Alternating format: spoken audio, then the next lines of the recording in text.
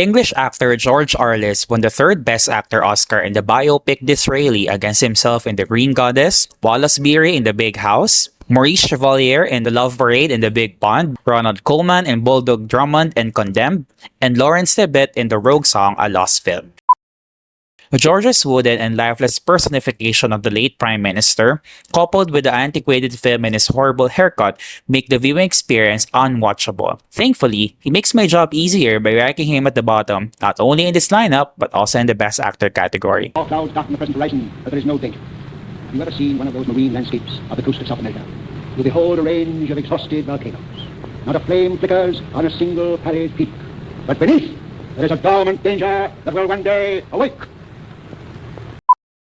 Maurice Chevalier is a breath of fresh air as he is the first actor in this category who possesses the debonair charm, sunny outlook, beaming smile, and winning energy that reminds me of Cary Grant. However, The Big Pond invests more in his charm and physique instead of giving him something to act. His chemistry with Claudette Colbert is unspectacular because their love story is also unspectacular. They have a boring on and off relationship and the film abruptly reconciles them for no reason. Having a plotline involving firing his character after being falsely implicated of mixing rum on chewing gum, then proposing a rum-flavored chewing gum and singing an out-of-place jingle out of it does not do Maurice any favors. But if she said no, I let her go and keep on marrying. I'm right here to say when I'm old and gray, I'll be right in my prime. Kissing in the sunlight, loving in the moonlight, I'm your wonderful time.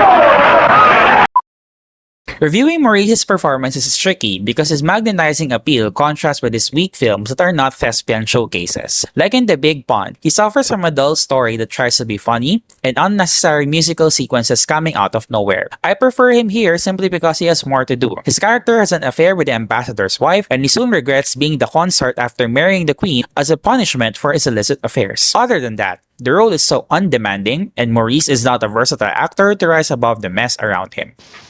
You promise always to love Her Majesty? Yes, I do. You promise further to fulfill Her Majesty's every wish, to execute Her Majesty's every command, and to be an obedient and docile husband?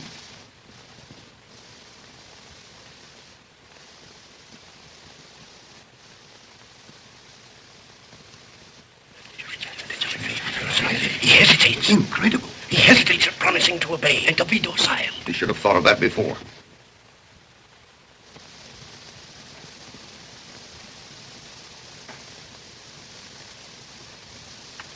Yes, I do.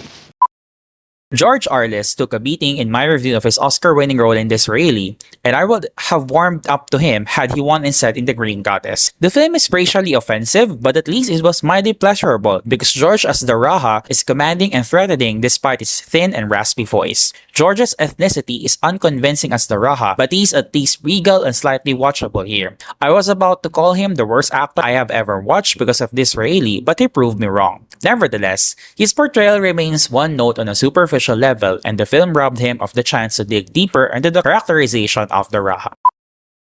I have read countless blogs heralding Ronald Colman as the winner in this lineup. I was torn in his first of his two Oscar-nominated turns in Bulldog Drummond. He's the first actor I watched who breezes through the early talkies, poised with the medium and in his surroundings. Still, the film robbed his character of interiority and development. As a demobilized captain bored with civilian life, he gets more than what he bargained for when they absurdly advertise his need for an adventure. It is amusing watching him solve the hullabaloo around him and outsmart his enemies, but at the end of the film, who is Captain Bulldog Drummond? The solving crimes satiate his conundrum. Neither the film nor Ronald provided answers to these questions. Ronald is adequate, but he fails to realize his character's shallow motivations. I never said he was. I said I left him there.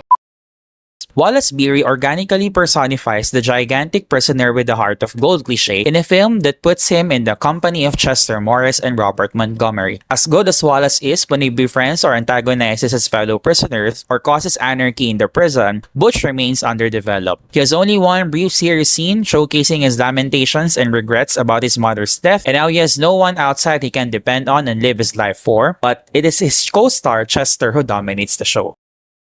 And game? And say, the last time I was arrested, she fought like a wildcat. It took two bulls to hold her, and she almost bit the thumb off of one of them. Gee, she was a swell old lady. I wish you would have met her, Morg. So do I, Butch. I was about to give up on this trashy lineup when Ronald Colman saved the best for last when his dramedic turn in Condemned, which also happens to be the best film of 1929. As Michelle, a robber imprisoned for 6 months, You're an unusual type of criminal.